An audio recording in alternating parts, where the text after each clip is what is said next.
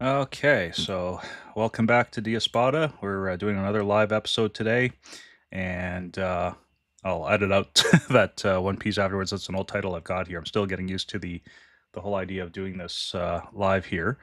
But today we got Jason back on the program. Jason, welcome back. Glad to hear that they still haven't arrested you for saying things that are too truthful up there in Canada today.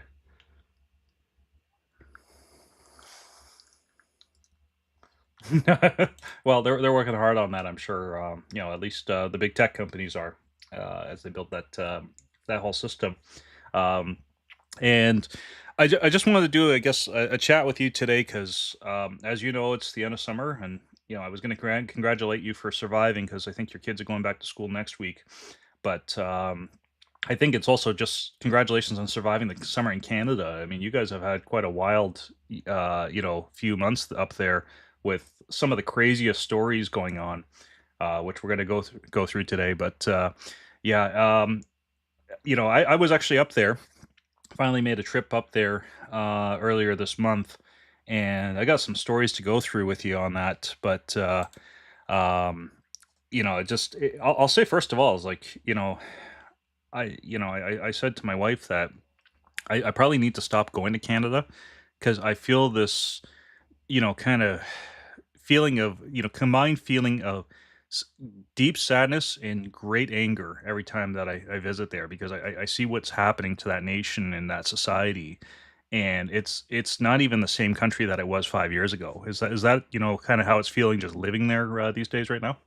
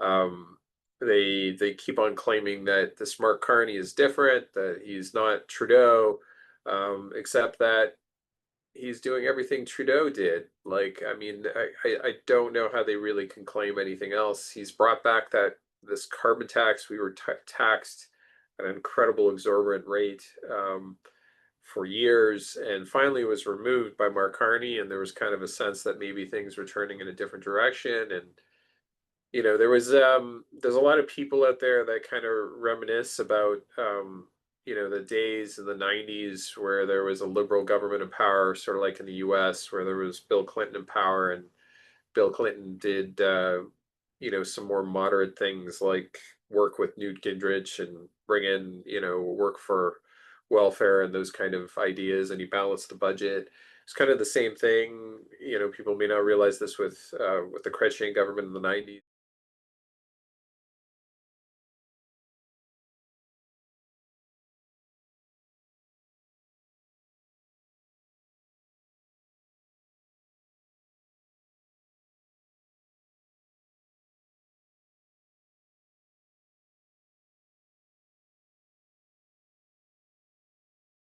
And he goes ahead and and declares support for a Palestinian state. Um, like these are extremist measures. These aren't the measures of a moderate. I do think he thinks of himself as a moderate, and maybe on a certain level, he economically he can see the need for lower taxes and less regulations. But he's ultimately, for lack of a better way of saying it, he's a weasel. He will change his opinions to suit whatever political winds are in place, and he's a known liar. I mean, Hmm. I really don't know how to say this in a nice way. Like he plagiarized, um, I mean, he was found guilty of plagiarizing. I think it was his master's thesis or his PhD thesis. He plagiarized the logo of his campaign. He even plagiarized the conservative campaign promises in the middle of an election. He just adopted them and then kind of forgot about them after the fact. So, like, he really just he's not a person of integrity, and it's really strange and bizarre that you see these liberals trying to contort themselves, and not just liberals, but NDPers that I thought had, were some people of principle, even though I didn't agree with the principle.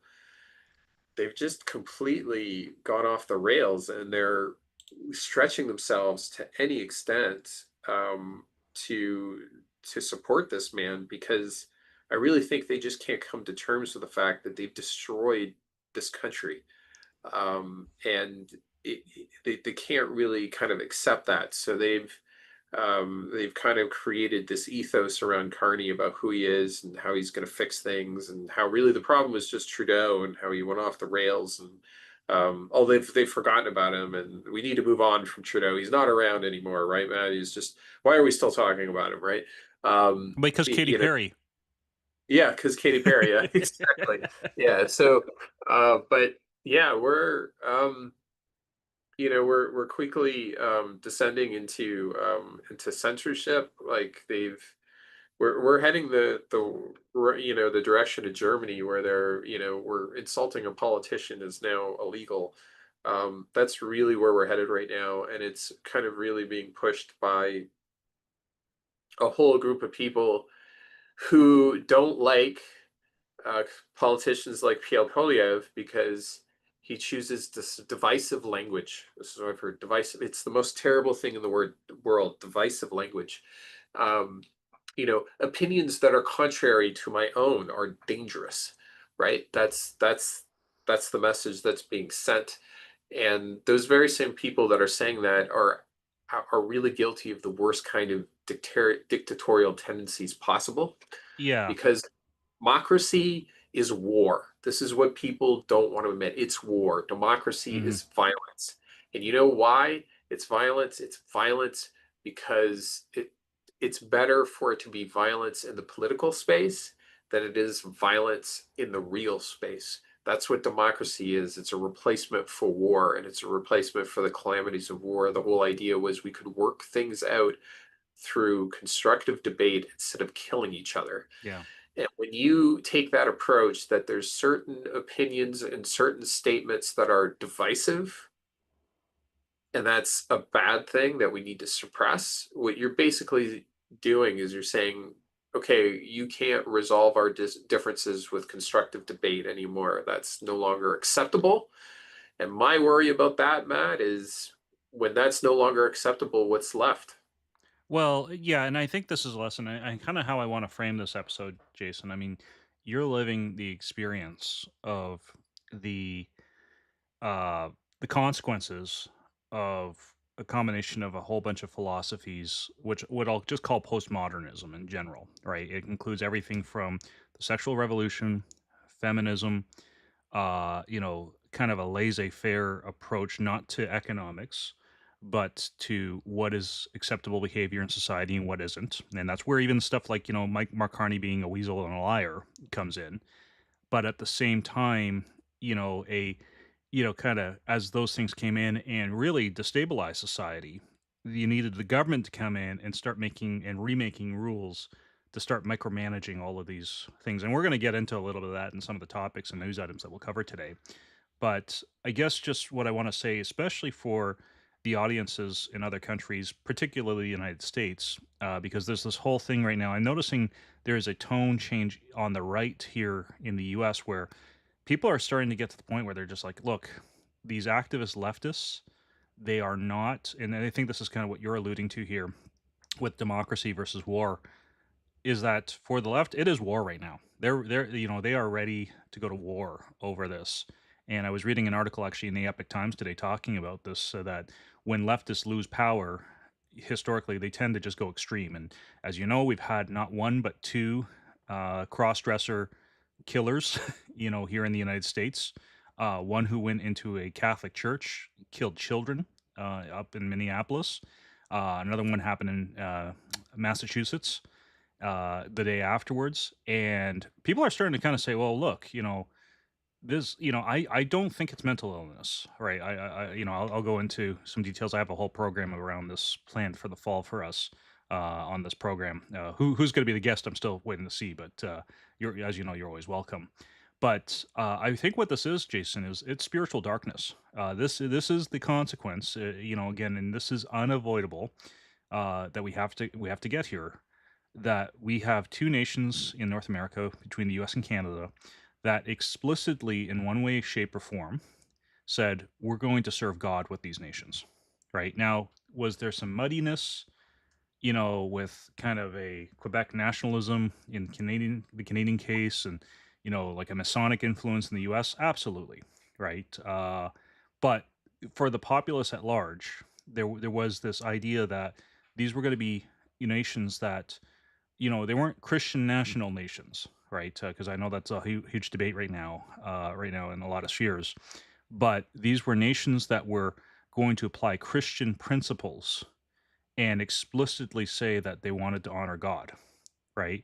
And after a whole bunch of experimentation, changes, and disruption, that lasted over a century, here we are today in the 2020s, and we're reaping the whirlwind, right? To quote the Old Testament, we planted the wind, we're reaping the whirlwind, and I ultimately think, say, for the folks that we would say are mentally ill, that go up and shoot a whole school's worth of kids in the middle of the week.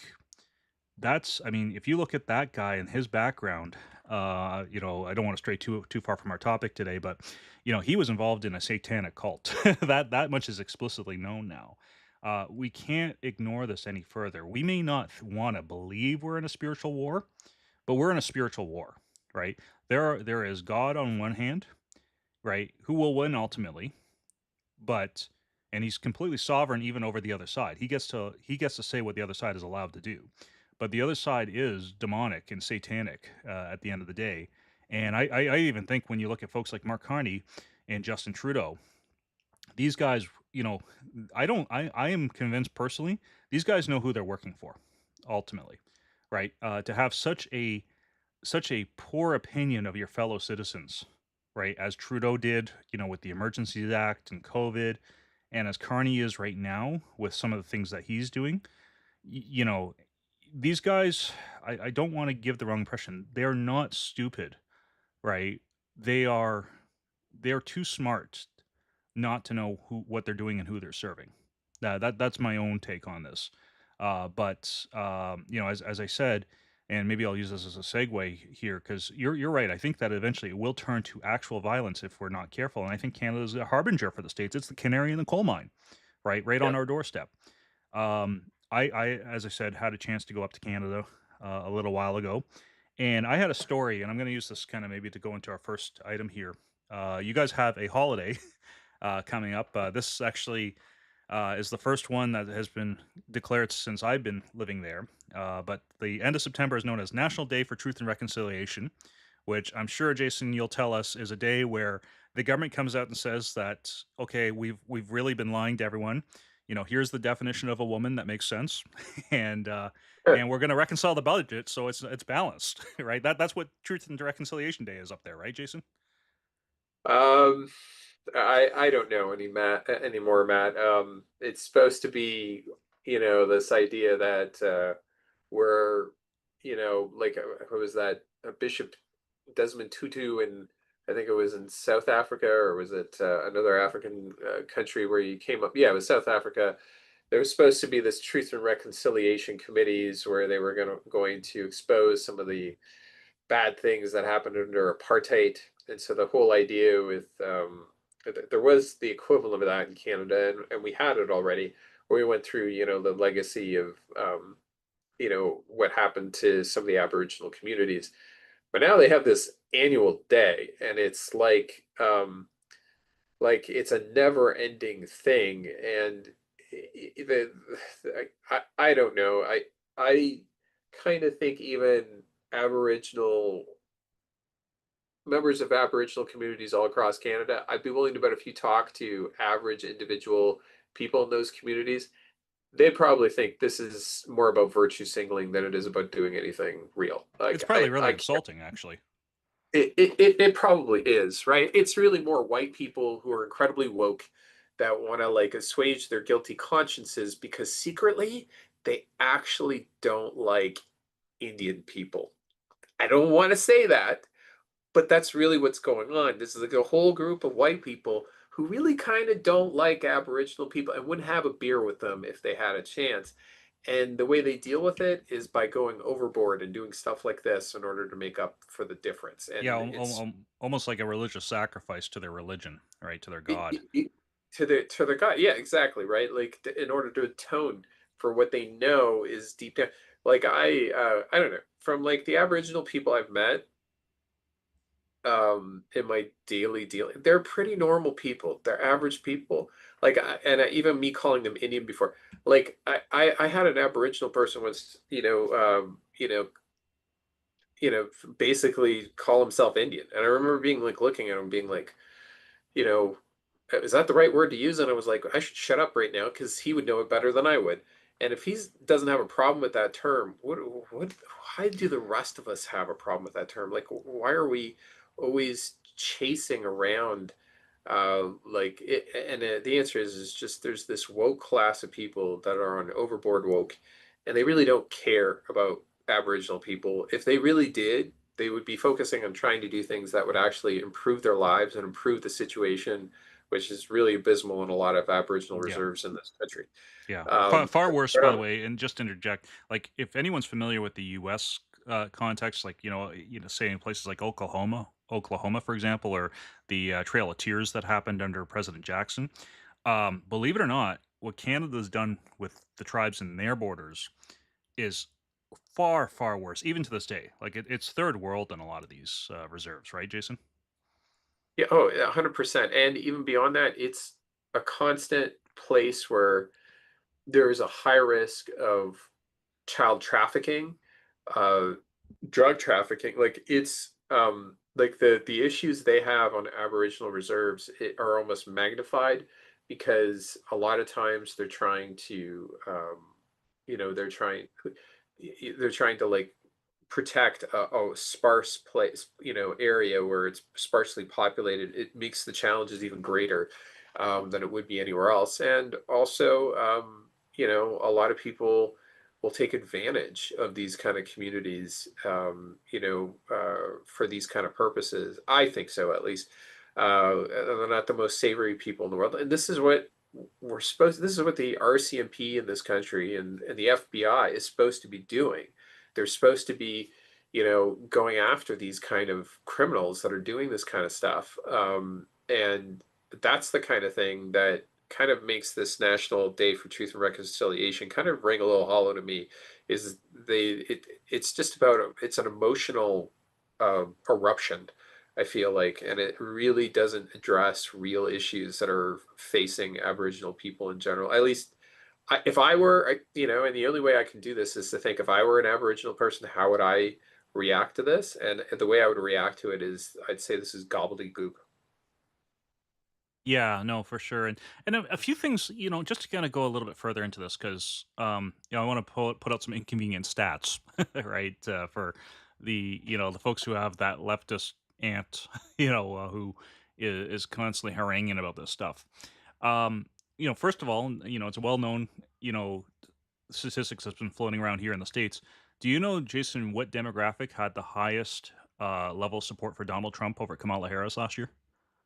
I would be well, I would have thought it would probably be Black Americans because I thought I heard something around those lines. But now you're making me think: was it Indian Americans or uh, Yeah, yeah. So European black men Americans? Yeah. actually did they I think they hit the 20% threshold for Trump, right? And that's Mm, a level not seen since Nixon and Trump's first term. I think he was up that high as well.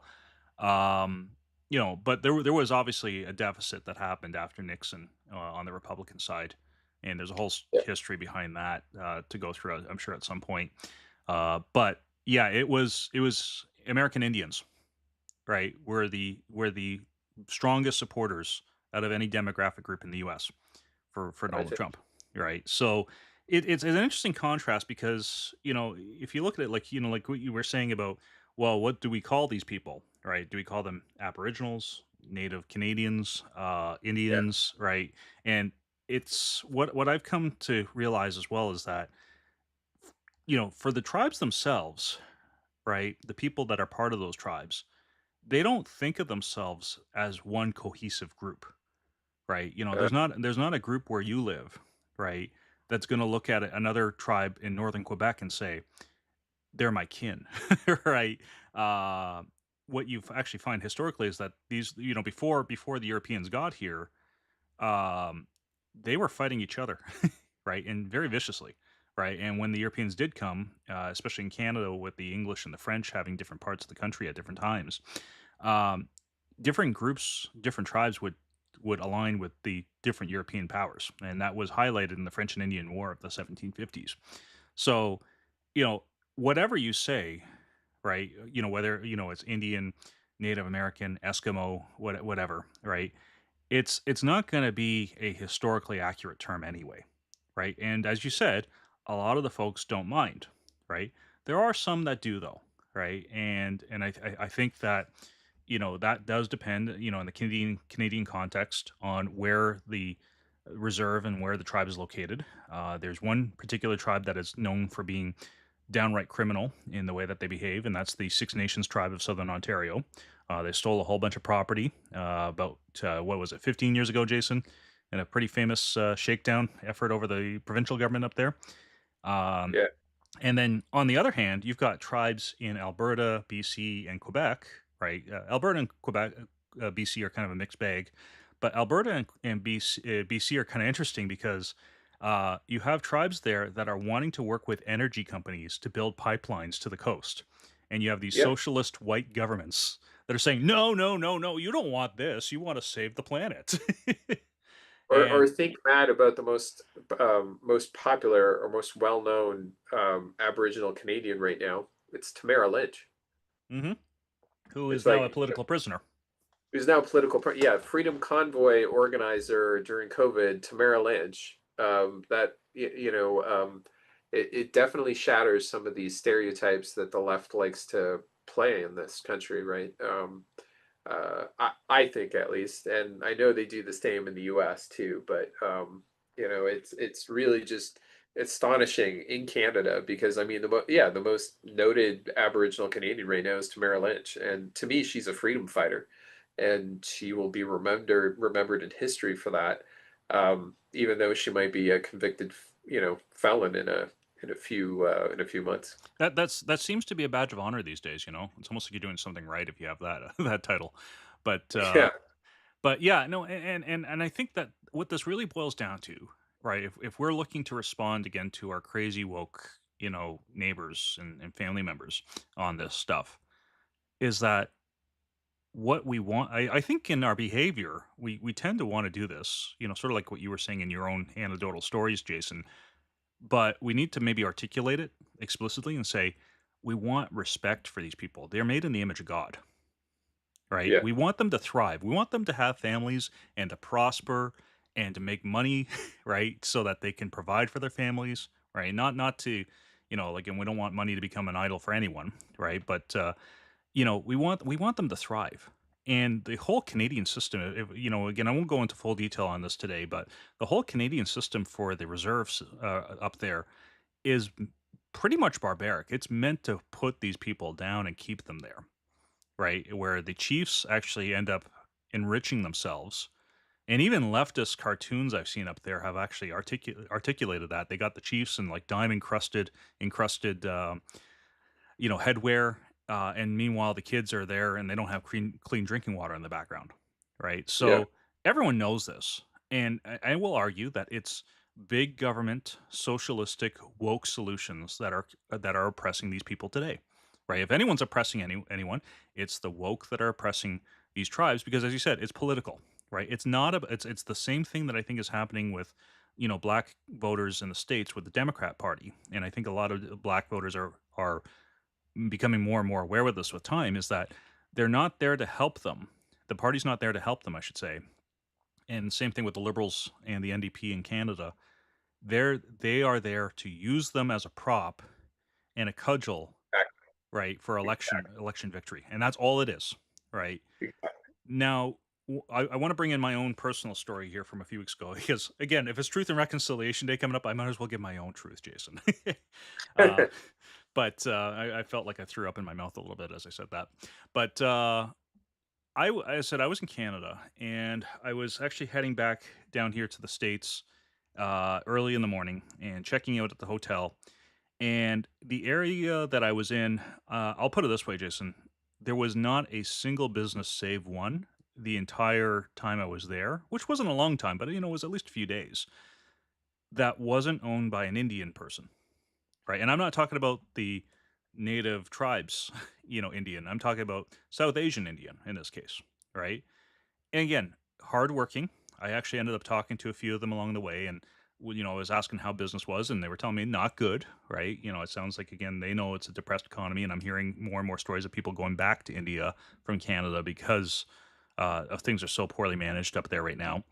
But the story that stood out for me, and I actually got a little angry with this, admittedly, Jason, is that there was a young guy at the hotel desk the morning I was leaving, and I was talking to him, and I don't even remember how we got on the topic, but along the way, he brought up the native Indian tribes in that area of the country, and he referred to them and he said, well, because they're the true Canadians, right? And this was after Yeah. going to an event earlier during that trip where there was a land acknowledgement at the beginning of the event. They had a chief go out there and it's like, we want to thank you for, acknowledging that we acknowledge that this is our historical traditional land, blah, blah, blah. Right. Uh, it stuck with me, especially as you're going through the airport and, you have a lot of time to think, because there's not a whole lot of else to do when you're on a flight. But that really disturbed me and again angered me a bit because I know that this guy at the hotel didn't realize what he was saying, to the full extent of what he was saying, as a lot of people don't with this topic. But if that's how someone who is relatively new to the nation of Canada thinks of things, that it's the native Canadian tribes that are the real Canadians, you are basically fomenting an environment where there's going to be a violent, like to going back to what you were saying, you didn't know I was going to bring this up, but this is the precipice for a civil war one day, right? I could easily see this becoming a bigger issue to the point where either the globalists are going to use this to say everyone who's coming into Canada recently, because you guys have had a huge spike in immigration levels over the last 5 years. Like it's really not healthy and not sustainable for how many people are coming into Canada because there's just not enough infrastructure to support all these people. Um, Either it's going to be said that these people are just as Canadian as the guy or the gal who's had family there for 5 generations, right, or 7 generations, or I could also see a push to say that anyone who's white really belongs back in Europe and we're going to push you out there. And I know that sounds crazy, Jason, but there's a lot of crazy predictions people had 10, 20 years ago that ended up kind of coming true this past decade. So I don't know. What do you think of that? Because I mean, like that seems to be what people are educated to believe now is that the people, the Anglo Canadians, the French Canadians that have been there family wise for like 2, 3 generations, they're not real Canadians anymore, right? They're pseudo Canadians.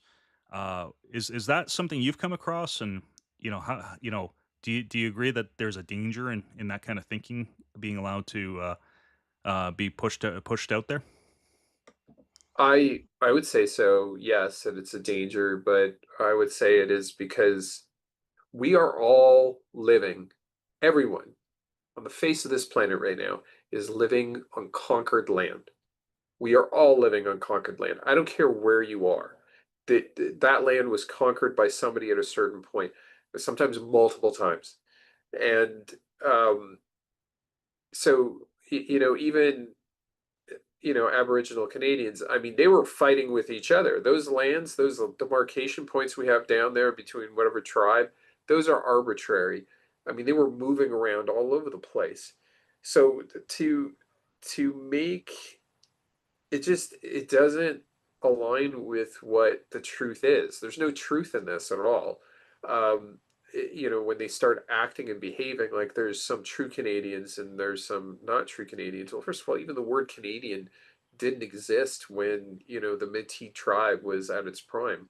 Like none of that, none of that existed, right? This country was founded in 1867 by the B&A Act, and that's and being Canadian, the whole idea was that being Canadian wasn't being English or being French or being Aboriginal. Like the one place in the world you could go to, I mean, besides, America, where you could go to where, being Canadian was not based on race, ethnicity, or cultural background. You could be anything. You could be Romanian Canadian. You could be, Chinese Canadian. You could be anything. That being Canadian wasn't dependent uh, on that. I think that's where that is really dangerous. Is now we're starting to realign uh, ethnicity towards our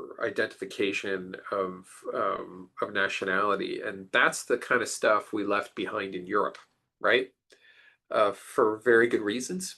And bringing that back is going to lead to, well, exactly what you see in Europe, which is ethnic strife, right? And that stuff doesn't belong in this country. Like, I get really irritated, Matt, too, when I see this stuff where, Hamas is operating in the streets of Canada and they have these protests against Israel, against Palestine.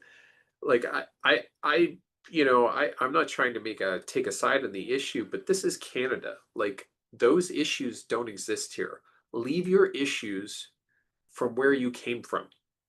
My mother's Italian. There was a lot of issues in Italy that, blood histories, blood feuds going back, probably 1,000 years. They left that behind. Okay. And if they didn't, they got arrested when they came to this country, right? Like, because, Canadian, obviously the broader Canadian society wasn't going to have that. And that was the right approach to take. And you can't say that anymore, right? So that's what I'd say is the real danger is we're kind of, it was a Jordan Peterson talks about a tribalism, right? That's what we're kind of headed back into is a type of tribalism because we are completely denying the essential fact that we're all living on conquered land. And we can't say that out loud, and we need to say it because that's the historicity. That's the basic, truth of our existence right now. And we can either accept things as they are and move forward, or we can live in a spiral of resentment and hate permanently. And that's where I see the real problem with this Truth and Reconciliation Day and the never-ending Truth and Reconciliation Days, because I just want to mention this because like this is what happens when emotionalism uh, overrides facts. It wasn't too long ago our socialist Prime Minister Trudeau went and knelt in front of this old residential school because they had done this ground penetrating radar assessment and found that there was these graves, these 250 missing children, right near this former residential school. And this was this huge scandal that, that got exposed, that, this kind of stuff, and, that would be like genocidal, right? for something to have to have occurred like that, right? And this went on. Nobody challenged the suggestions or any of the results. And now, 4 years later, they haven't found a single child. All of that was a fabrication by the media. It was an excessive, backwards, attempt to guilt white Canadians into like it was just an insult, and I think it kind of belittles the real harm that was done in residential schools. It's like claiming somebody was raped when they weren't raped. It just degrades every other person who's been raped, right? And that's the best kind of comparison I can make to this. Like it, like it was never. Yeah, I this wasn't the one, Matt. There was one done. It was at 250 missing children, right? Why Canada is mourning the death of 250. But yeah, you can see right there, no evidence of mass graves and genocidal schools. You can see that right there, right? So it was just fake news. Okay, that's basically what it was. And that's what this kind of environment kind of engenders is just this constant white guilt, this constant uh it's like it's like a racism against white people essentially. And Well, yeah, and I agree, and I want to just kind of interject, if it's okay, Jason, to say yeah, we as conservatives, or basically not woke, need to look at this and say, a la Wayne Gretzky, the famous Canadian hockey player, where's the not where the puck, where not asking where the puck is, but where is this going? And I think again, when you look at the way that this narrative was set up to say there was genocide, right, in Canada against the true Canadians. If I just kind of pull all these terms together from the narrative, right, you get to the point where you basically you have a justification to say either that someone has the right to do things in reverse, against say European Canadians, right, those who have ancestry from Europe, or that we need to kind of push people out of the country or bring other people in, to kind of undo the evil of this. And like you said, like this whole residential school system, on the right, this has long been, understood as being a problem, not universally, but at least on the classical liberal right, because what it was, and again, there's a whole bunch of back and forth and reasons at the time why this was set up this way, but essentially what this was, Jason, is this was the government of Canada working with specific religious denominations to co-opt the right of parents, right? Which goes yeah, against the traditional, classical view that there's three spheres of power that God has given, of authority, in society. There's the sphere, and this is where we get the term separation of church and state. There's the sphere of the civil magistrate, the state, to basically punish evildoers, to go after criminals. There's, basically, in order to have a functioning society or a functioning market, you need to be able to punish the evildoers, right? The true evildoers. You have the church, which was charged by God to basically be a spiritual authority. This is where you get the idea of church discipline and, kind of saying this is what is true from what God has said in his word versus what is, false or heretical or erroneous, right? So there's that sphere of power. And then there's a third sphere that we don't talk about because it doesn't fit into the narrative. And that's the sphere of the family, right? That is the authority of parents to raise their own kids. And I was actually just seeing there was a comment board recently that I was coming across where people are saying, "Well, where is this right of parents anyway?" Right? And the fact of the matter is, it's always been there for centuries. Our whole system is actually built around that presumption, right? We don't know our history well enough to defend it, unfortunately, and we need to get back to that. But yeah, what the residential school system in Canada was instead of people saying it's best for the parents of these children on these reserves to raise their own kids, as they are the ones God gave these kids to, right? Not us, not the government, not the church, right? Instead of doing that, we said, this generation at the end of the 19th century said, we have a better solution. We're going to make yep, a systemic, better society for these people, right? And I mean, some of them actually benefited, not be no, again, this is not necessarily the intention or not the intention, But like anything, right? There's going to be a lot of good and a lot of bad that comes out of this, right? And it's not controlled. It just is the way that the cards fall, I guess. Um, but this is where the real problem is. But as you said, it's become a race war instead. And going back to what you're saying with Jordan Peterson, this was old world ideas, right? Between what's going on with this and all of the protests and disruptions due to what's going on, literally almost 12 time zones away, right, from where these people are doing these protests, right? It's literally on the other side of the world. No one knows what's going on over there. We're all getting information secondhand.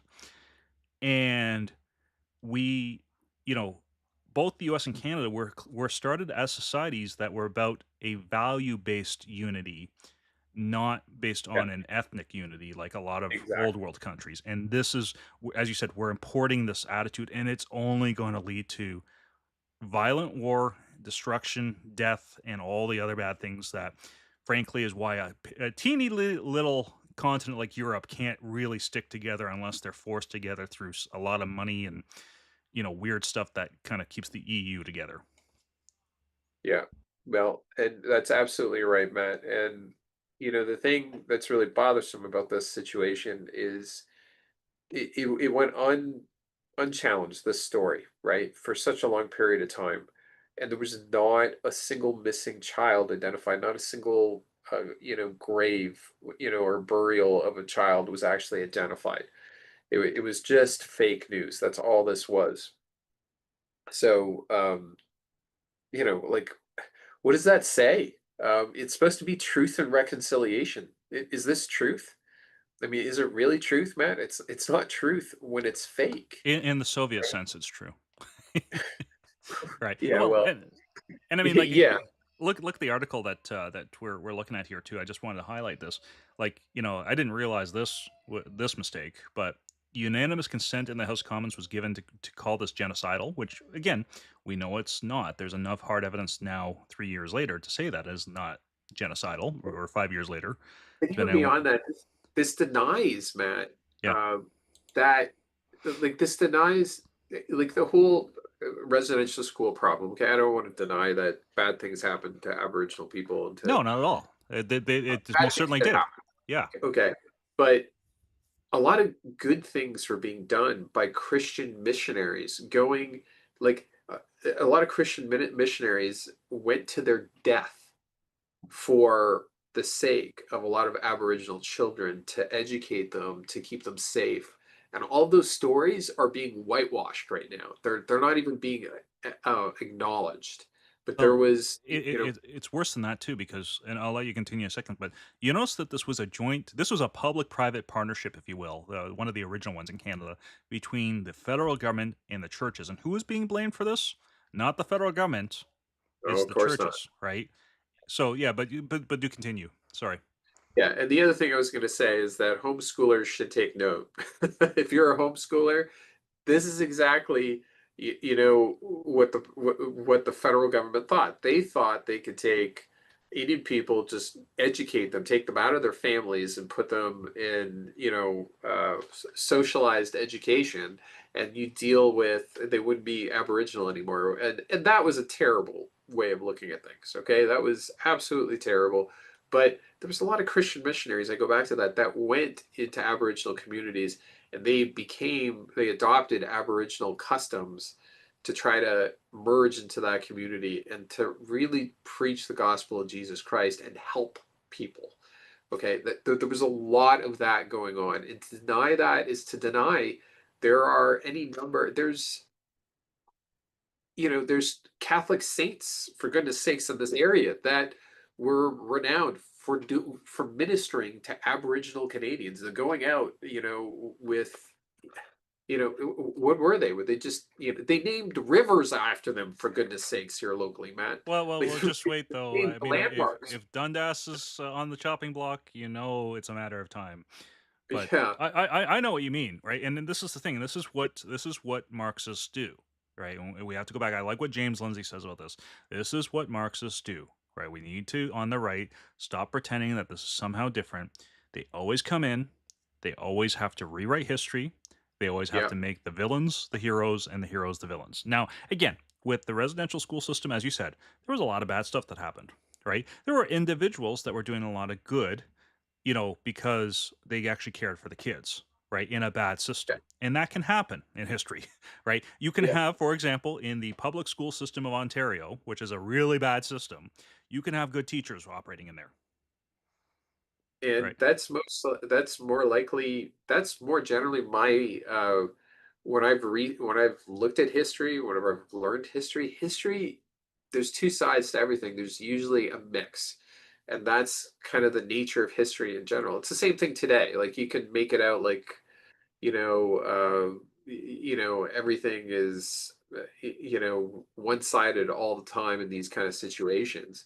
But uh, even General Lee in the U.S., he was against slavery. People don't realize that, but hi- history shows he actually was not for slavery. And this, you're talking about, the general that led the Confederacy, right? And he's used by the Ku Klux Klan as an example all the time. But that's history for you. So, Well, things are a and lot more complicated than that, and it, they're erasing all of that with this stuff. yeah, and this is where here's the lesson for all of us here today. All right, outside of what we've already shared, go spend some time learning history, right? Go watch some documentaries that aren't coming with a political axe to Yeah, grind, right? Because you're yeah, right, it's very messy. It's not this kind of like there were all these white knights and dark knights, right, yeah. fighting each other, right? And in Justin Trudeau's case, it was, I guess, he was a rainbow knight, right? But or a rainbow What kind of princess. Rambo night was he? Oh my goodness. He was rescued by damsel Katy Perry from her spaceship or something. I don't know, Yeah, he but was he was a blackface Rambo with a dress on. yeah, That's what he was. yeah. But to that point, because again, this is what governments also do too. If they get to be abusive, they start looking at any other group that has any kind of authority, and it doesn't have to be power, like political power. It can be any kind of authority, including moral authority, and they will start going after them because they know the threat, right? That comes with that. So, with that in mind, let's go to our next story here, and I'll try to run through the rest of these a little quicker because I know we're kind of going through a bit of time here. But it was announced earlier this week by, I guess, Quebec has a minister of secularism. I didn't know this until this week, but yeah, they've got a named minister of secularism in Quebec who wants to move to ban public prayer in parks, public areas. Basically, what I read, the one article said that from this minister and from the premier who is supporting him is basically prayer is something you do in your church or in your home. It's not for outside. This, Jason, this has echoes of Daniel 6 to me, if I'm getting my Yeah, chapters right. 100%. Yeah, that's what I was thinking of exactly. Right? It's like, well, like I've seen this story before, but the other thing too, like, let me ask you this, because again, this kind of ties into what we just talked about as far as like kind of the race fomenting, race war fomenting that a lot of globalists are doing right now. This is being proposed not to go after, say, Catholics doing well. I mean, they may be going after Life Chain up there for anti-abortion, silent protests that you guys do up there, but this is primarily targeting Muslim Quebecers, right? Uh, because they've been doing a lot of prayer-ins and a lot of stuff related to the whole Palestine Israel thing. um, the again, am I just wrong for being frustrated here though, Jason, that people just can't kind of see, you know, um, the writing on the wall, right? To borrow another Daniel reference, that they're going to use this, under the auspices of going after, Muslim protests for Palestine, but it's really going to allow for what they really want to do is to basically ban all public practice of any religion because the state has to be dominant in Quebec. Is that am I being crazy here by proposing that?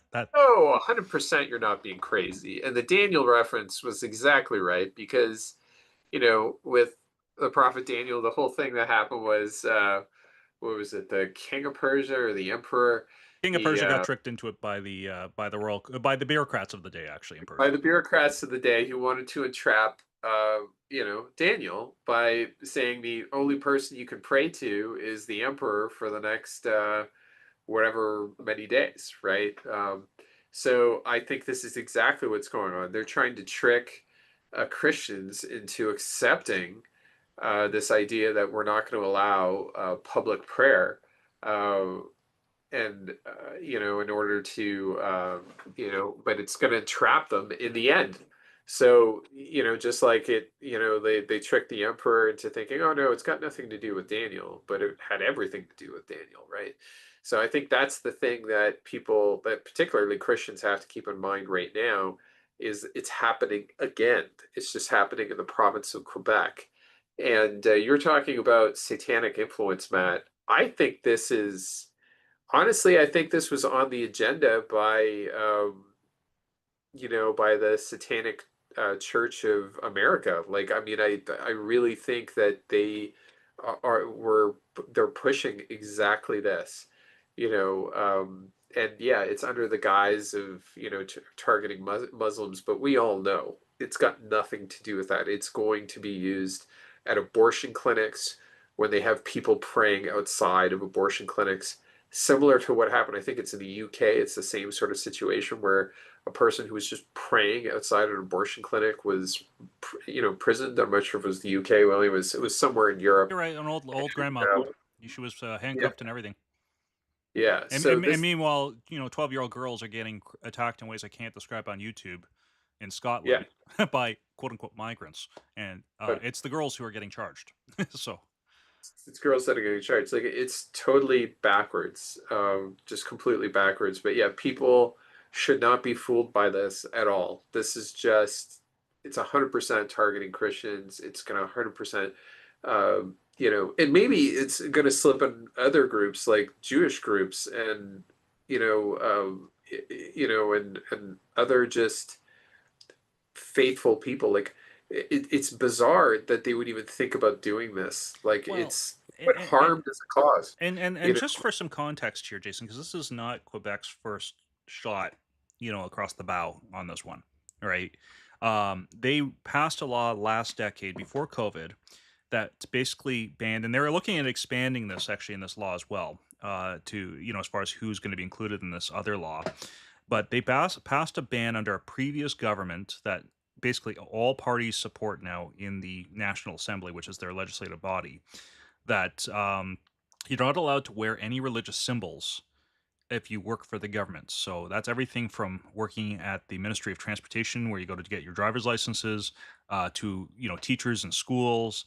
Anyone who has any religious symbols isn't allowed. So that kind of gets a whole bunch of interesting stuff going because in Canada demographically that includes everyone from the Sikh person who wants to wear a turban, Muslim woman who wants to wear a hijab, Catholics who are wearing crucifixes. There's a whole it's not just like two groups, it's like there's a whole bunch of people included, and they want to expand that. And as I was thinking about this as well, like in Canada again, remember the state's too big, right, frankly, and it's a disaster, but they run the entire healthcare system, I would add, into the ground. And so the question is, if your loved one is dying in a Quebec hospital, if this bill goes through, are you not allowed to pray outside the room anymore? Because again, to quote the Parti Quebecois leader, who's probably pegged to be the next premier of Quebec, yeah. it's an appropriation of public space by religious fundamentalists. So is So that like is that where we're going now?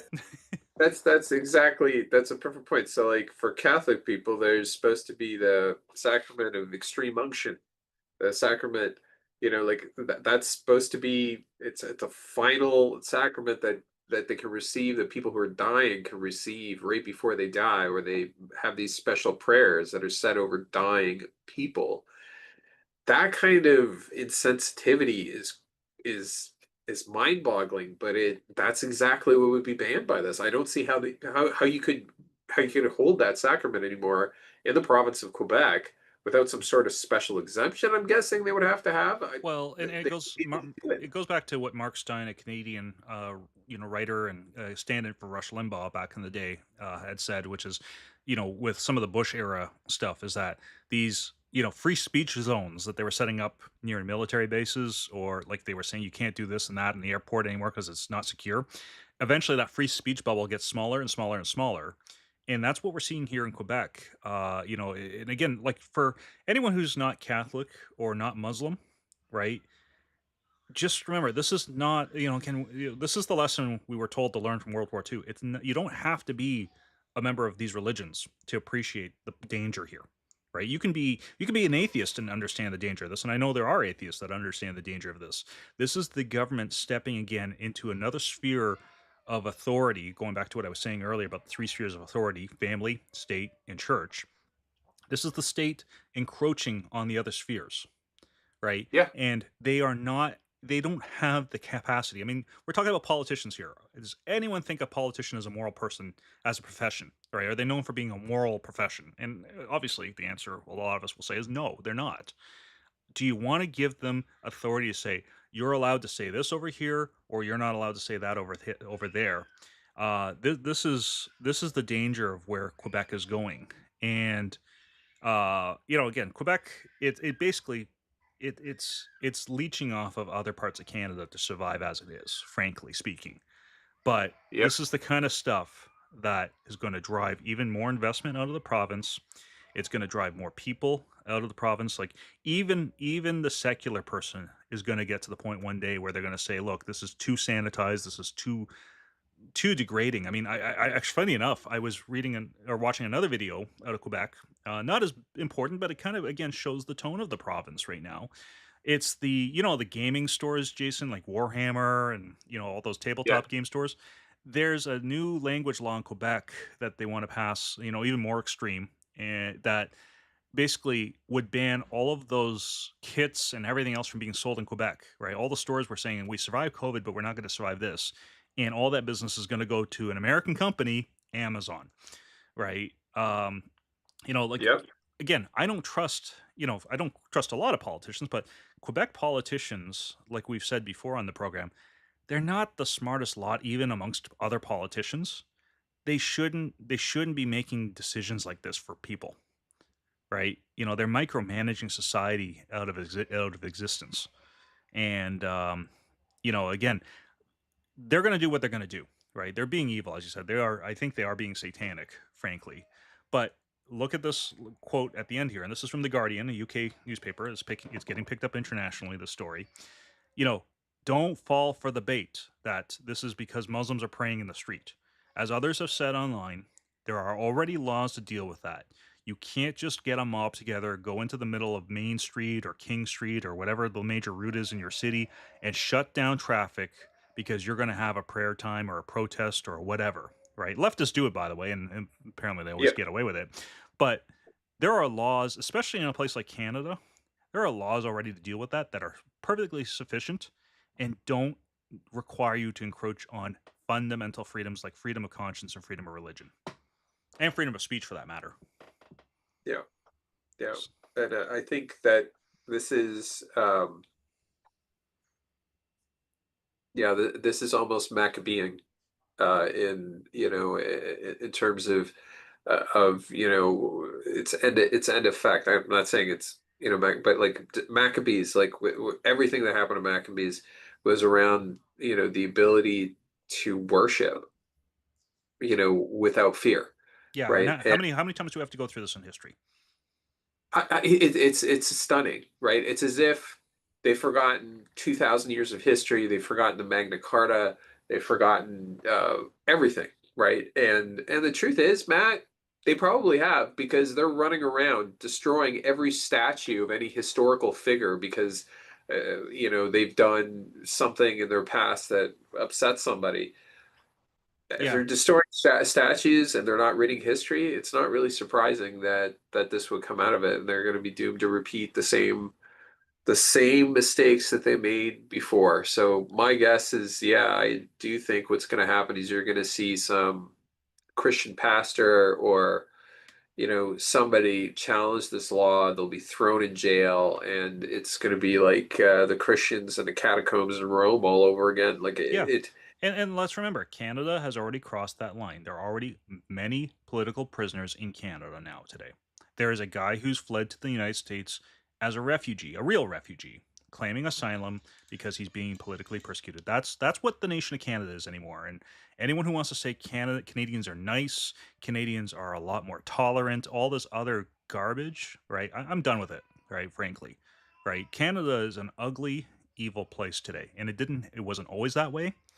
It doesn't have to be that way. It's not everyone. It's not all 40 million people up there. Obviously, you're up there, Jason. But I am so sick and tired of this official narrative that somehow holding a Canadian passport in your pocket makes you a good person, right? Because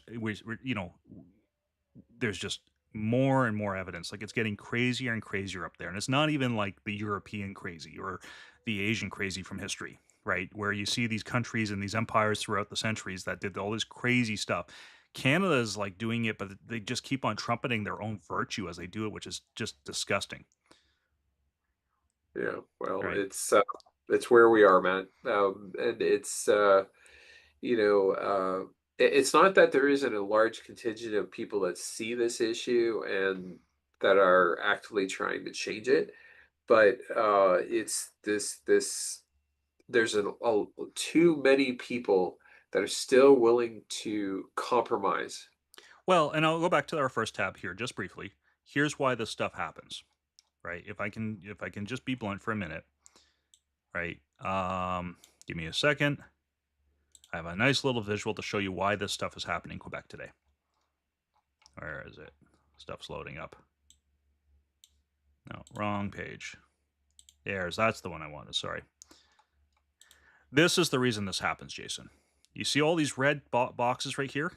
This is a bunch Yeah, of Canadians that said, after closing out our businesses, after tormenting our kids, after, arguably putting in seizing bank accounts and freezing freezing them. bank accounts, putting an Emergencies Act in, right? That is Yeah, draconian by nature, by possibly killing our kids through chemicals, right? And I'll put it that way. All that stuff over the last 4 years, and this one box right here was one new guy. That's Mark Carney, the liar we were talking about earlier. All these other boxes, with maybe a handful of exceptions, are the people who voted all that stuff and went along with all that stuff over the last 4 years. And they still got back into the House of Commons this year, yeah, right? Now, a lot of these blue boxes were capitulators, right? We just said, like, there was this unanimous consent, that it was a genocide. The blue boxes went along with it. The light blue boxes, that's Quebec. That's part of the crazy stuff going on, right? The orange boxes are like, go faster, right? yeah, And until that changes, like what should have happened in this election, and we were saying this, and I expected the result we got, and I think you know this from last year, when we were talking in private conversations. I expected a result like this, Jason, because this is just the way the Canadian people are right now.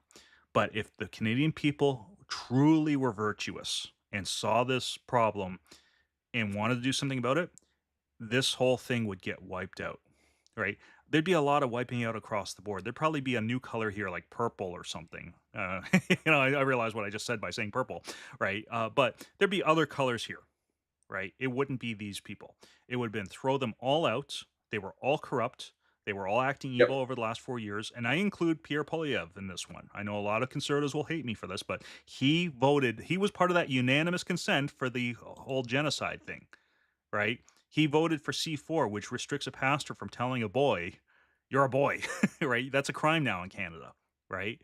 yep, Um, the fact that these boxes are looking similar to what they looked like before, right, with just maybe some shuffling here and there, is why Canada is in the state it is, right? And so the Canadian public, since it is a democracy, we're talking about this, democracy is a big topic these days. Since it is a democracy, the people actually are culpable for the voting that they do and the consequences of what they've put into power. And I know that's an ugly truth, but that's frankly I don't see how you come to any other conclusion if you're being objective about this. yeah. You get what's the saying? You don't get the government that you get the government. People get the government they deserve, right? Yeah. Um, and that's very true. Um, it's very true. But I would say that if common sense and wisdom sort of prevailed, um, Canadians would have never voted for the Liberals. The Liberals would have been booted out of power and put in the electoral dustbin as the fascists that they are, Yeah. because they really are fascists. Yeah. They are the definition of fascism, and people continue to vote for them. And I don't want to say that, go back to this, but I really do think that people are suffering from a kind of like a mass mental illness going through this country, Well, there's a where darkness in the land for sure. it really is the only explanation for everything that we've been seeing. How do you vote for a party whose leader did blackface, not just once but multiple Three times? times, three times. Yeah. You know, There lied was about it open evidence that he was a womanizer, actively while prime minister. jettisoned women cabinet ministers from his cabinet that opposed him over major issues of the day, including balancing the budget, or at least not Oh, spending. investigating criminal affairs in a Quebec And it, company. oh my goodness, yeah, what about that? Like, Mm-hmm. he broke the law. He actually broke the law, and the RCMP just looked the other way. Like, there was such a history there of criminality, and this isn't an exaggeration, and yet nothing. There's no accountability for that whatsoever. And That's where that's on the public again. Like, I'm sorry, Jason, that's not on the media. That's not on, like, everyone in the public knew about this stuff, yeah, right? they 100% do. You know, it's not like, I mean, I can understand if, you know, Canada had gone full China by this point and like stuff was getting covered up, right? And that Yeah, happens. It's happening way too much in the West, but that's, we all know this was public knowledge, right? And even, let's put it this way, even if this was all a huge lie, everything was just a big black op, right? Trudeau really didn't wear blackface, you know, which I guess would be the ultimate black op. Uh, you know, and all this other stuff didn't happen with women cabinet ministers being ostracized for following the law, and you know, the Emergencies Act, everything else didn't happen. People believed that it did happen and they still voted for it, right? And yep, so, to your point about the fascism thing, here's my challenge to Canadians. If you're a Canadian listening to this and you're upset with me, you're sitting there probably screaming at, yeah, I guess your headphones or something. Here's my question, right? Because I was thinking about this earlier, Jason. Why yeah. were the Germans bad in the 30s and 40s? Right? Because you believe fascists are bad. I mean, I keep on seeing this with Canadians going after Donald Trump. Oh, he's a fascist. Okay, first of all, define a fascist, right? But I'm going to go more fundamental in this. I'm going to go to the moral aspect of this question. Why were the Germans bad in the prelude and during World War II? Because if you can't answer that question, right? Because again, for a lot of liberal supporters, you can't say it's because they went after the Jews, because frankly, that's what's happening right now with a lot of Canadian liberals, right? You can't say it's because they went race baiting after what we Yeah. just talked about, right? Where did the Germans go cross the line that Canada's Liberal Party hasn't in recent history? Well, that's it's disturbing to think about that, Matt. Like, to understand just the level of corruption that is present in that Liberal Party. And first of all, it's not a Liberal Party. I wish that word, they've betrayed that word multiple times. They're not liberal at all. They're some wild contortion, and they're really just socialists. That's effectively what they are. And our former National minister, Socialist, though, which is fascist. yeah, yeah, which is effectively fascist, because they're kind of adopting a kind of corporatist kind of idea where they have these large monopolies that control telecommunications and other industries and stuff like that. That's basically where we are, and there's a whole group of Canadians, Matt. I'm convinced of this because I meet them all the time, where they want pipelines to be built. They want this country to succeed. They want lower taxes. Yet they voted liberal in the last election, Yeah.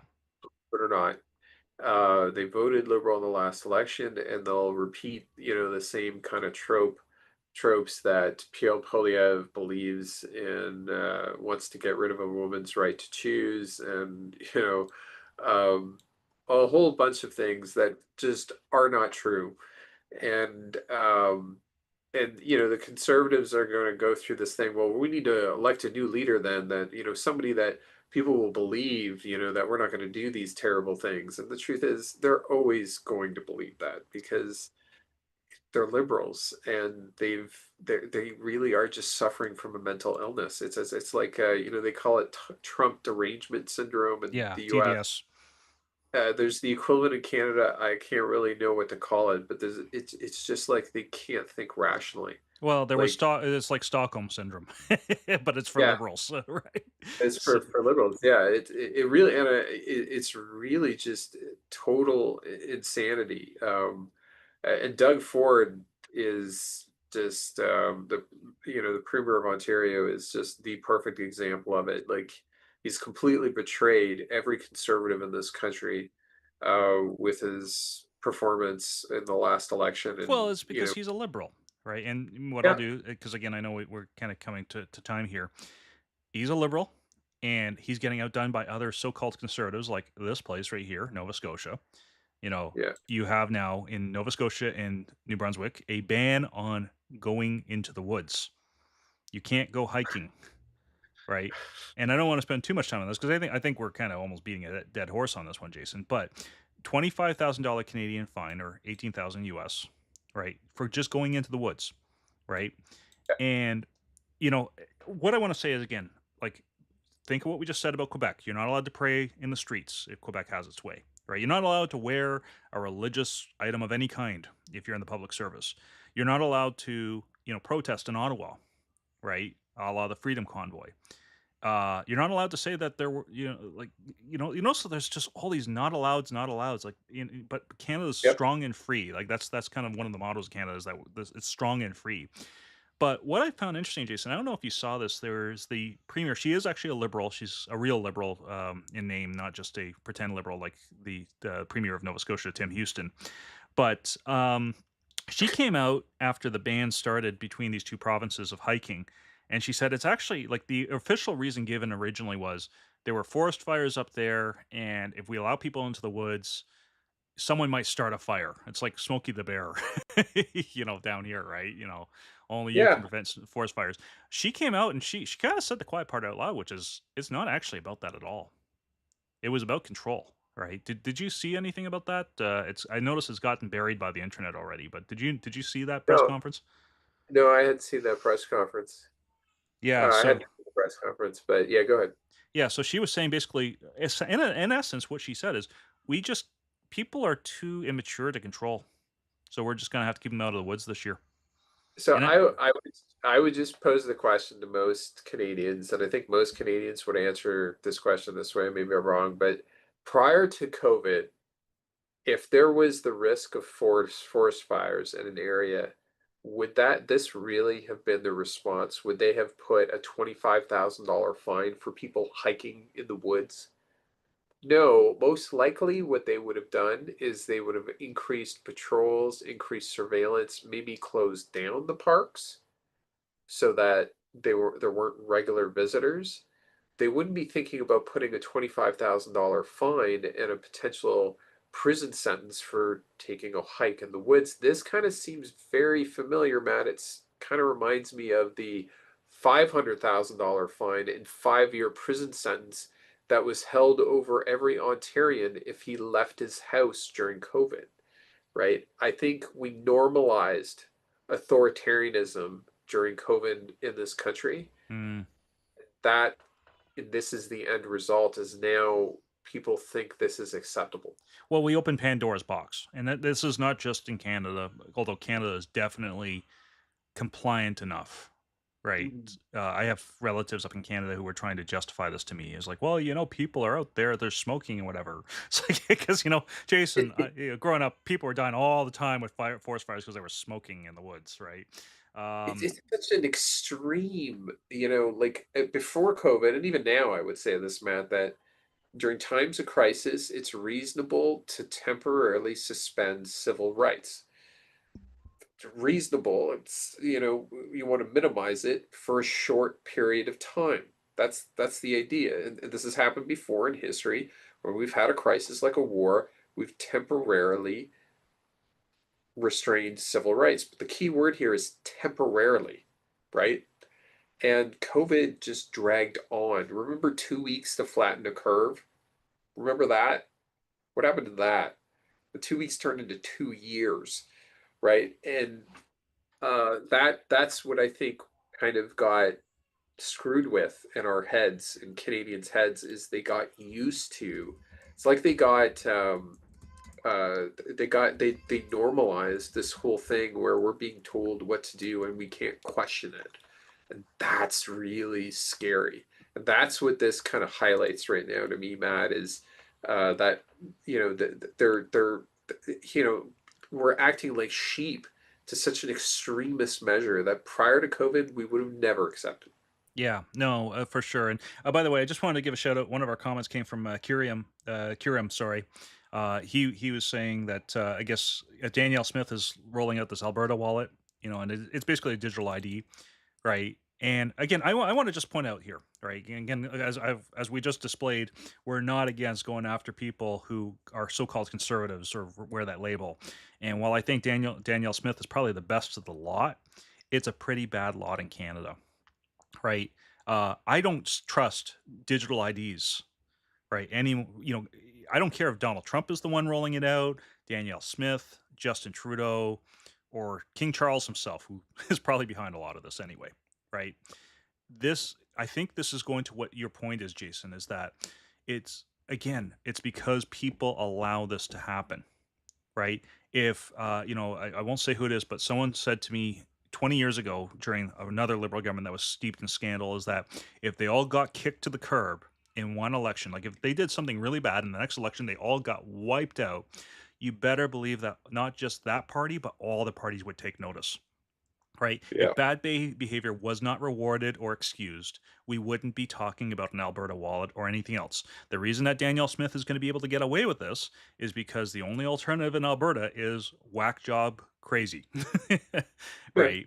And I'm not saying that I'm not justifying this at all. I'm saying until people start looking at other alternatives or saying, look, there's certain lines you do not cross, right? You tell us not to go in the woods. You don't tell us, that you don't get to say that kind of stuff. Otherwise, you get turfed out of office, right? And Yeah. that's what it's an attitude change by the electorate that has to happen if we're going to actually see any kind of real change here. But again, as I said, we're going through all this stuff just socially. Canadians are too compliant, right? Even in the face of tyranny. And I think a lot of this is, again, like you said, guilt, whether it's the white guilt stuff, Jason, whether it's, other kind of guilts that are existing there. I think it ultimately is a sin issue again, right? Canadians have acted very wickedly. I'm not saying Americans haven't, but Canadians have embraced sin as their national identity, as you know, right? Far more than Americans have actually. Um, maybe only the French outdo them at this point in the West, right? And this is what it's leading us to, is that when you get high sin society, you get low trust and you get the calls for more control from the government, because all of a sudden crime's going up, all of a sudden people are getting hurt, and someone must do something about this. This is where we get to Alberta wallet, bans on prayer, bans on hiking in the woods. Bans on Again, speech. bans on speech. You're not allowed to say that there weren't Greys, because then you're siding with the Or genocide. calling a woman a woman. How about Yeah, that? yeah. So last story up for today. I'm going to skip over the trade stuff. Relatively speaking, it's boring. Maybe we'll come back to it in a future episode. But let's talk about this. London, Ontario. Jason, I think, would we say that this is kind of like a combination of Las Vegas and Sodom culturally? I don't know what else to say, Matt, when you phrase it like that. But yeah, I guess Saddam and Gomorrah is probably the most apt comparison. And Yeah. Las Vegas, we'll put Las Vegas in there too, but a lot more boring. Aren't they Uh, the same place, Matt? I'm confused. Anyways. oh, there's other kinds of sins and vices, I guess, in Vegas, but London is not known as being the the moral pedigree of Ontario. Let's put it that way. Yeah. But what happened. The story is that Canada, as everyone knows, is very big about hockey. A lot of the NHL players actually, including here in Texas, the Dallas Stars. I went to a game once, and it's like from so and so Ontario, number whatever, right? All of them are from Ontario. Um, it's a big hub, along with Russia, of professional hockey players. So there was a World Junior Championship that was being held in London, and the winning team was out celebrating one night around their hotel. And what happened is, and again, this is the official story. There's some stuff I wish I could say, not because, of a ban or anything, but frankly, just because there's been a lot of censorship on this that is unrighteous, right? But there were four guys, I believe, four or five, one, two, three, four, five guys charged for grape, right? And SA, right? If which is a related term. And it was all against one woman, right, who went to the University of Western Ontario, which is a hotbed for all sorts. It's basically a brothel. I'll put it that way, a brothel with a business school. So, and so she ends up somehow in their hotel room, right, in the early hours of June 19th, 2019 or 18. She's engaged to another guy who's not even there, by the way. This is the real painful part of the story is like, what are you doing there when you're engaged to a guy, right? Anyway, under Canadian law, she can't ever be named. She can accuse these guys. She can ruin their professional careers, which she has done now. The NHL has basically all but told them that they're not never going to play for the NHL now, even though they've been acquitted. And when the trial concluded earlier this summer, I think it was at the beginning of August, there was a judge, a woman judge, and I point this out because again, I know in this topic, people say, well, a man has a different perspective than a woman does. A woman judge, right? You can see there, Superior Court Justice Maria Caroroccia. I think I pronounced that right, Jason. Right? Um, Yeah.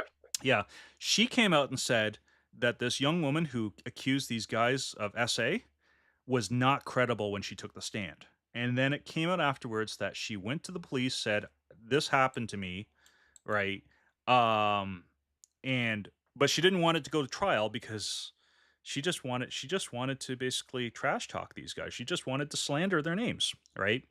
Now, again, I'm going to say this, and I know that you'll agree with me on this, Jason. What all six of them did was not righteous. It was unwise. It was sinful, right? It's called the sin of fornication, right? They should not have done this. They should not have, and there was one guy who wasn't involved, who was in the room. He wasn't involved, and he avoided all the problems. Go figure, right? It's almost like um, what's the book Proverbs, right? It has something to say, about wisdom.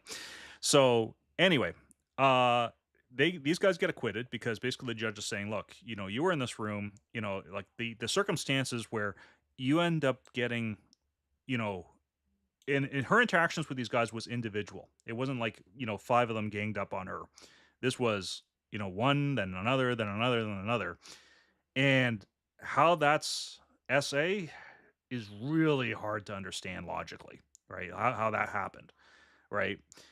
Now, why I bring this up, Jason, is that, again, this is nothing really new. I mean, yes, Justin Trudeau did tighten laws so that, again, no one knows who this woman is except for the people involved.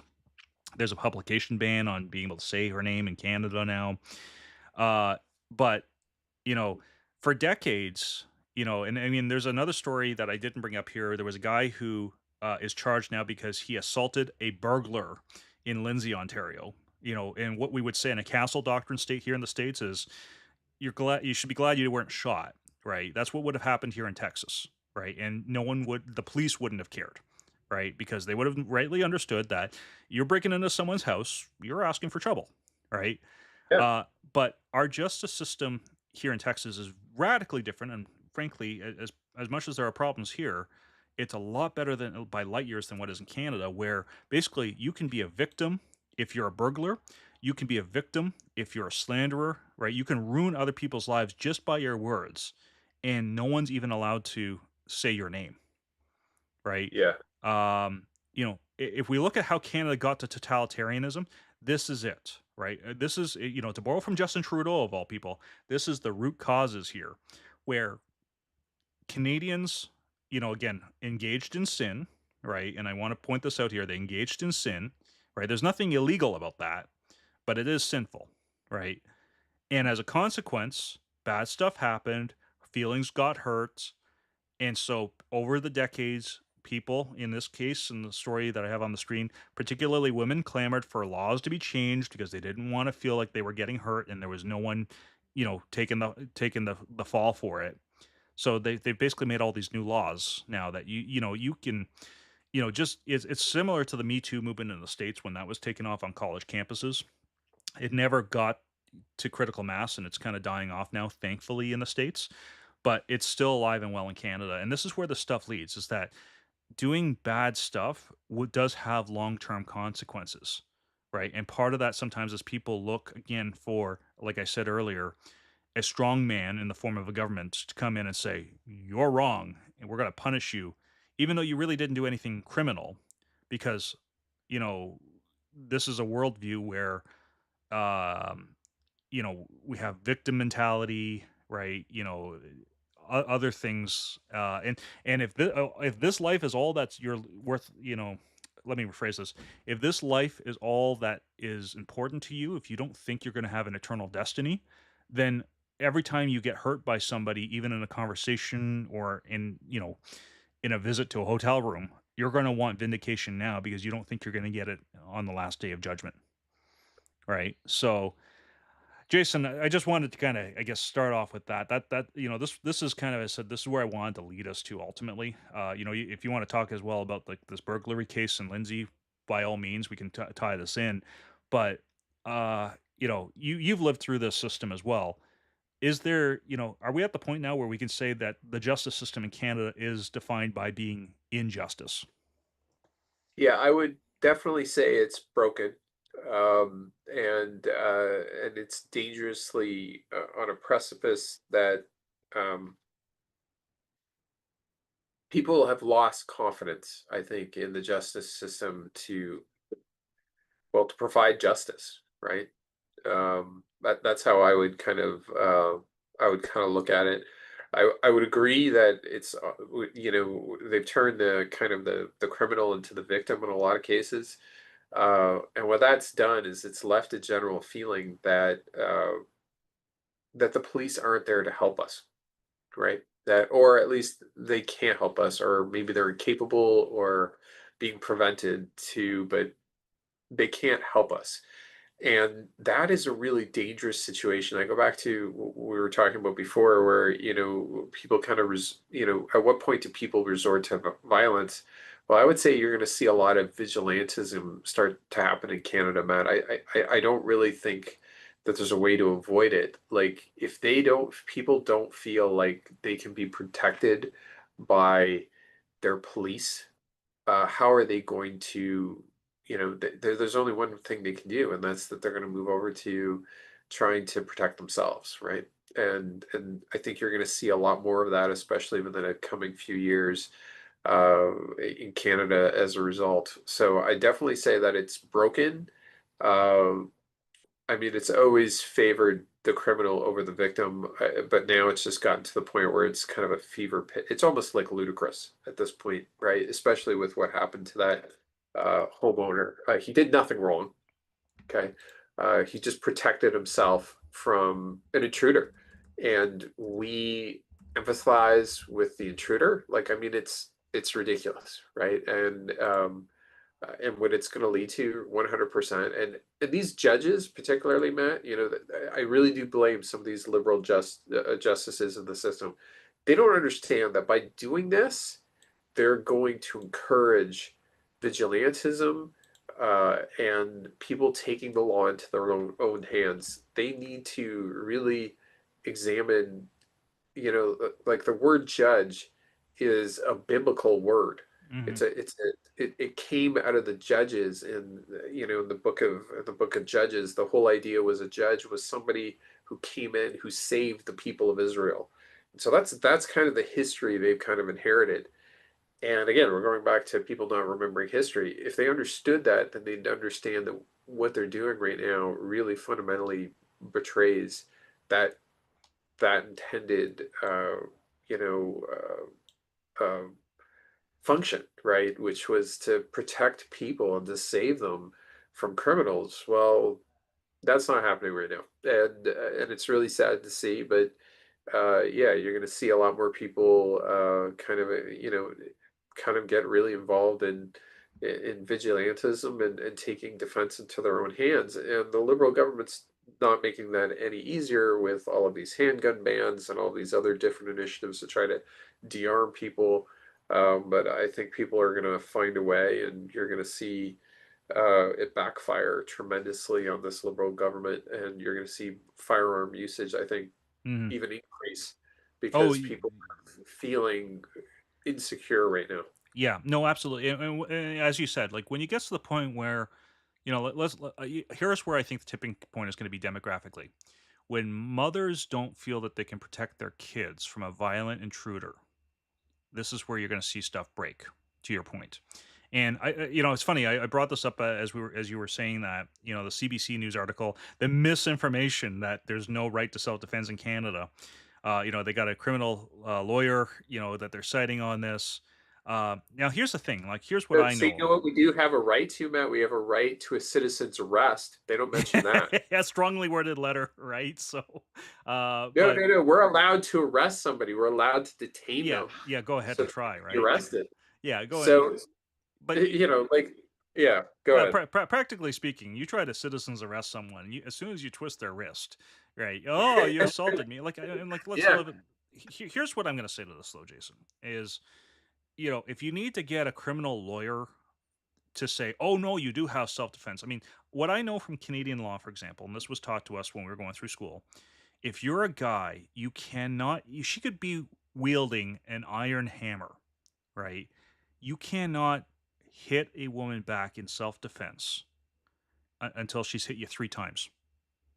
Right now, how they're going to prove that in court, I have no idea. Like, do you have to show all the bruises you had from the 3 hits with the hammer? I don't know. Right. And same thing here with this lawyer, this Tanya Kent saying this is that, well, you do have a right to self defense in the criminal code. Right. Well, hold on a minute. Right. Why is this guy in jail if that's the case? Right? It's pretty clear that, and this isn't the first case. There was actually a case. I don't know if you knew this, Jason, but back in the '90s, I think the Reform Party made a big deal about this, rightfully so. There was a burglar who broke into a home, tripped over some stuff in the garage, and injured his leg, and was suing the homeowner, and got to sue the homeowner in Canada because the homeowner had a mess in the garage that caused bodily injury, right? And what I want to kind of say to these points is when the law is so convoluted that you really don't have self defense, right? And again, 120 years ago in Canada, everyone knew they had self defense. There was, you could actually bear arms in Canada, right? You could actually, you could defend yourself. And, the idea of castle doctrine is not a US concept. It's originally a common law concept from Britain that was yeah, inherited both by the US and Canada. The yeah, laws and the rules of society were clear in the past. And what you have now with woke regimes like Canada is they whittle the stuff down, they water it down, and it's what I've actually heard it said by pastors who were charged during the COVID lockdowns is that Canada likes passing stuff like Bill C4 that was passed a few years ago with conservative unanimous support, by the way. So your conservative MPs are just as guilty as the liberal ones for this. Um, that Canada loves to have these sleeper laws on the books, sort of like this ban on public prayer in Quebec. It's not like they're going to just go out and arrest everyone who's praying on the street the next day this is passed. They're going to wait for special cases. They're going to make examples out of yeah, people. It's not going to yeah, be justice because it's going to be tipping the scales. If you're not applying it evenly, right? If you're going to allow, if I can put the example out there, if you're going to allow some people to drunk drive, like the former police chief of York Region, by the way, but others get the book thrown at them. That's not justice, right? And that's the system Canada has now, where there's all of these nuances and gray zones, and you need to have a lawyer to even understand what self defense is now. Apparently, that's to your point, Jason. That's not a just system. It's it's not just that you can't trust the police anymore in Canada. It's that you can't trust the justice system at all. You can't ultimately Yeah. trust the government. So you're going to end up not just with vigilantism, but I think you're going to end up with a fundamental breakdown of society as a consequence of this. People are just going to start ignoring the laws, just like I think we're seeing this on its way in the UK right now. Yep. Again, when you're having 12-year-olds threatened with stuff I can't say on YouTube, and her sister's getting charged for going after the guy for it, um, that you're getting that is that's a tipping point moment right there, right? And maybe it's just going to take one or two more examples of that, and eventually you're going to see the whole thing break down. And in Canada is well on its way to that as well. And again, who wins in this? The globalists do, because they're going to come in. You're going to see a bunch of UN peacekeepers come in to kind of take charge. And Canada, you will lose your sovereignty. You will lose anything you think is a freedom. And once these globalists have you fully under control, all this human rights stuff, all this woke garbage that you think is what a just society has and a free society has, they're not going to care about that anymore because they'll have what they want, which is you. You will be their slaves. And that's ultimately where this is going in my estimation.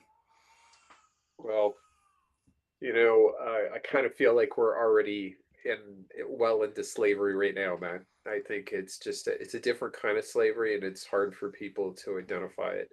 Um, people were always, that there's that saying, if you give up your liberty, if you trade your liberty for security, you'll end up with neither, right? Yeah, yeah. We're kind of used to in Western civilization this idea that in the West that liberty that can always be is always in danger, when we talk about the warfare state, because war is a crisis and it brings with it invariable a crisis, an emergency, and a suspension of civil rights. And so people have always been kind of you know hesitant about wars as a result of that. But I don't think we ever really considered that people would be willing to give up their liberty for medical security. Right. And I think that's where we found kind of the weakness in the West is if people think they're going to die from a disease, they're suddenly willing to give up everything, all of their liberties in the world. And that's the scary part is understanding uh and now, we've.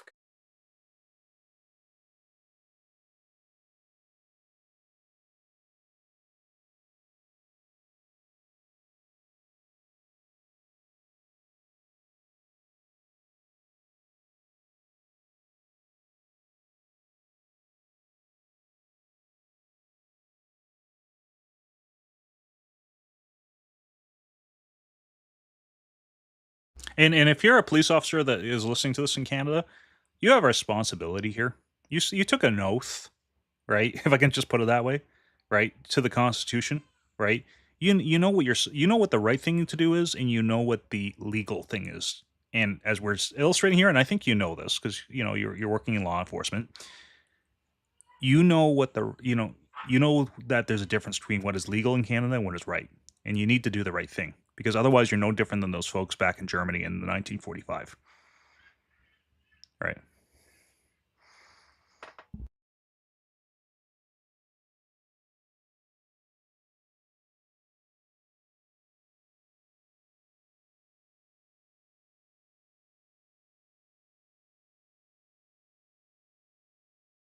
Yeah, absolutely. So, well, on that note, we got to wrap it up here. But again, amazing time with you, Jason. Really enjoyed this. Thank you so much for coming on again today.